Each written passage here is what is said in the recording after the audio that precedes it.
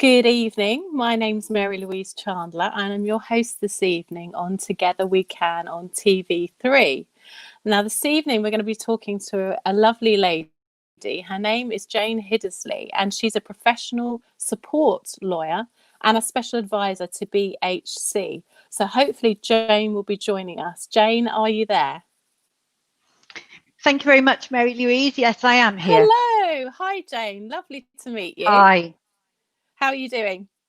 Yeah, I'm fine, thank you. Thank you very much. Thank you very much for inviting me. You're most welcome here on TV3, and we've got some questions for you, actually. We want to have a little bit of a chat. So I'd like you to actually just tell us a little bit about yourself, first of all, who you are, what you do. Okay. Well, I am a professional support lawyer and I work in the city for a law firm called Linklaters. I've been a lawyer for more years than I care to admit, and I've worked both in industry and in private practice. And I specialise in employment law and pensions law. And what I do is I work on global projects, on cross-border projects and research. And that's my day job. Yep. And then my volunteering work, my pro bono work, I have two discrete roles that I work in. I am a lay advisor for the Royal College of Emergency Medicine. And I sit on various committees in the college, and I'm chair of the anti-bullying group there. And then separately to that, I sit on an NHS committee, which is the National Programme of Care for Specialised Commissioning for Trauma.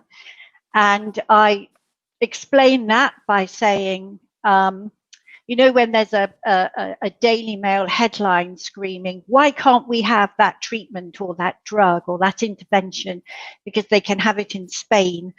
I sit on that committee which discusses whether or not there's a consultation, whether we can have that drug. Wow, that's an extremely important position. And just going back, you're going to, sorry, yeah. No, I was just going to say, just going back to being a lawyer, do you mind telling us what made you decide to become a lawyer? Well, I was, when I was doing my, I'm going to give my age away now. When I was doing my O-levels and I was 15, so I was doing a course before I started my A-levels. And I was doing a course called Home Community Studies, and I don't even know whether that O-level or or O-level or what it was then, it even exists now. And it involved spending 2 weeks in the community. And it was part of it was doing trading with a trading standards office and a community advice centre, consumer advice centre, sorry. And I was in the community spending time with these professionals. And I thought, this is really interesting. And it involved law and giving legal advice with spending time with these people. And I thought, this is what I want to do. And it wasn't any more, it was very prosaic. It wasn't any more exciting than that, I'm afraid. And then that's what I decided I wanted to do.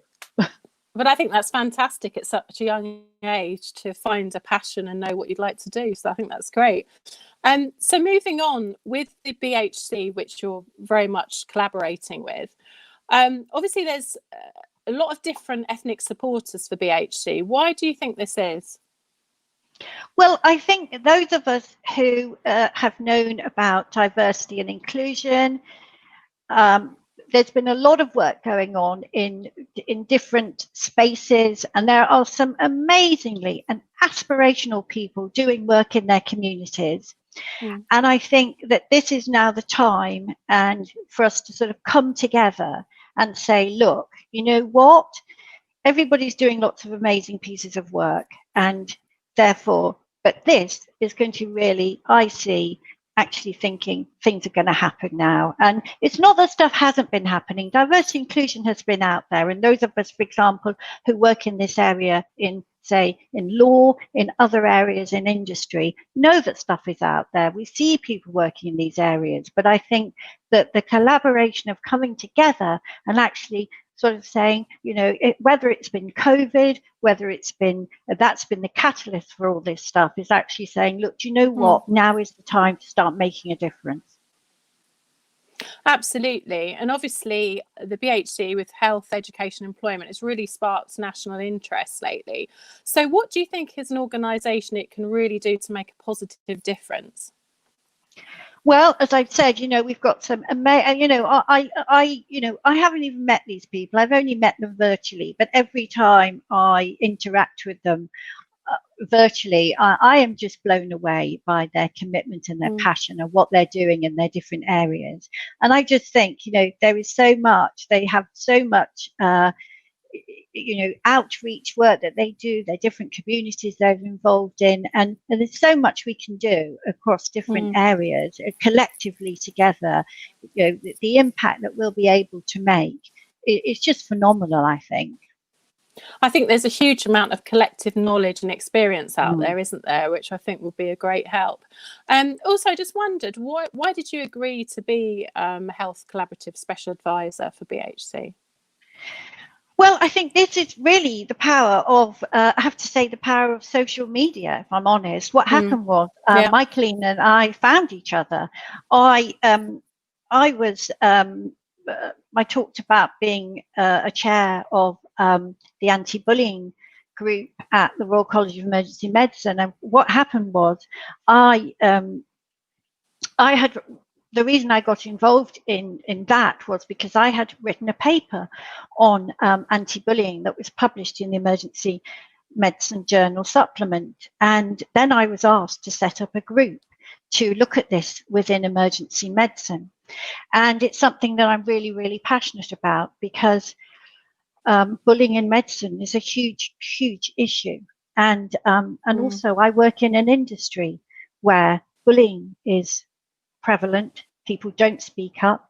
As an employment lawyer, I've also done big research projects on speaking up arrangements. So what happened was I saw Michaelene talking about bullying on LinkedIn. So I reached out to her and we had a conversation. But what was so refreshing was that this is the thing that doesn't speak its name. And we were talking about it, and there was Michaelene talking about this stuff.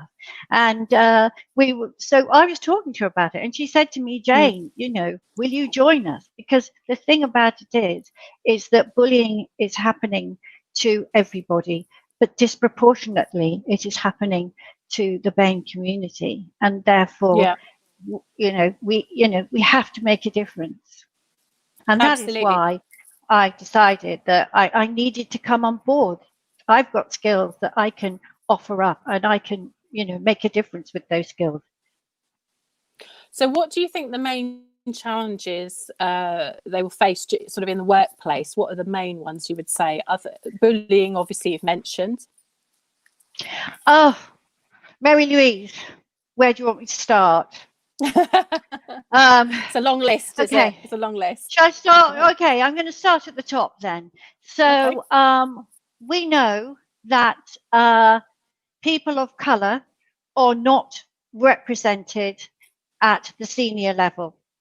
Yeah. There was a review undertaken. I'm sorry, I'm going to talk now. I'm going to give you a slew of facts and figures. No, this is what we want. Okay, because I think it possibly helps. And I may have to look at my notes here. But there was a review called the Parker Review that was published in 2017, and it was updated earlier this year.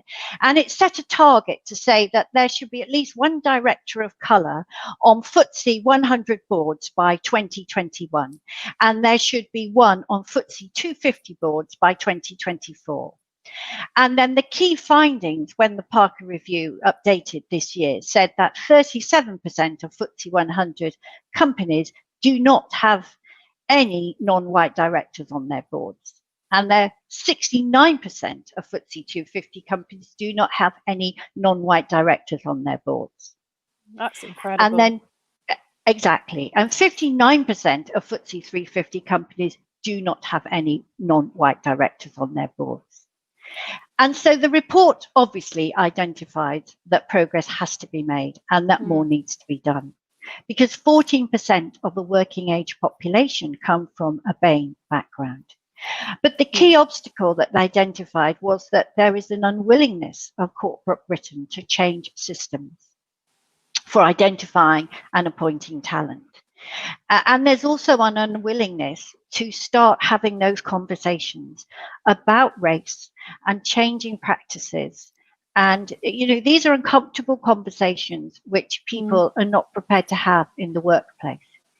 Now, shall I look at access? Let's look at access. So we know that people from minority ethnic backgrounds have to send an average of 60% more applications to receive the same level of interest as those from majority groups. I'm assuming these are people that are probably equally qualified as their white counterparts. Yeah, exactly. We know the problems with people's names because the blind, the blind CVs, lack of diversity in selection panels, and then look what's happened last week with the algorithm on the A levels. The fact that is going to disadvantage people from less, let's face it, less privileged backgrounds. Absolutely. We've had the U-turn now from the government, but all those people now, what's going to happen to the university places which have been taken up? There's going to be an awful lot of people who still will not be able to get into the university that they probably had an offer from. And then when you get into, you get into the organization, and then you don't see people who look like you. So you've got no role models, your lack of progress, and we know that you probably are less likely to ask for any kind of support. You're not going to have career progression. You're going to be subject to stereotypical comments and what we call micro incivilities and microaggression. And let's face it, it's subtle. It's what I call lazy or casual racism in the workplace. We know the statistics tell us that 87% of people from the BAME community believe that racism exists in the UK. And it's there. It's alive and kicking. It's not overt. It's covert. It's that thing which we hear, where, oh, I'm sorry, I confused you with someone else, or they didn't get your name right. It's nuanced. It's unpleasant. Okay, so let's talk about if you bring a whistleblowing claim. Race claims are less likely to succeed, and they're very easily challenged, and nobody ever admits to racism. So, the odds are really, really stacked against you. Let's talk about ethnicity pay reporting. We've only had gender pay reporting for 3 years, and this year the government said, because of COVID, companies, you don't even have to report your gender pay reporting. Ethnicity pay reporting, the government consulted back in January 2019. They put it on the back burner because it's too hard. We know in some cases there is 20% gap on ethnicity pay reporting. I could go on. We know that the BAME community is more likely to work in low-paid jobs, 0 hours contracts. We could go on and on, couldn't we? We could go on and on and on. This is another show again, isn't it? It's another there's so show. much that we could say. It really is. But thank you for giving us a taste of that. That's really, really important. There's so much more we could say. I know. I've got some more questions for you, so if you don't mind, I'm going to continue with those. And the subject of the BAME, Health Collaborative. Drafting a report on the health and the well-being of BAME elderly. Do you think that should be included and addressed?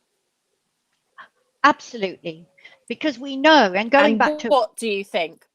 What specifically do you think should be included? Well, I think we do know that they have been disproportionately affected. Obviously, I don't need to tell you, they're disproportionately affected by the COVID-19 crisis. Those people have also disproportionately lost their jobs. So we do know that we have to address those issues as well.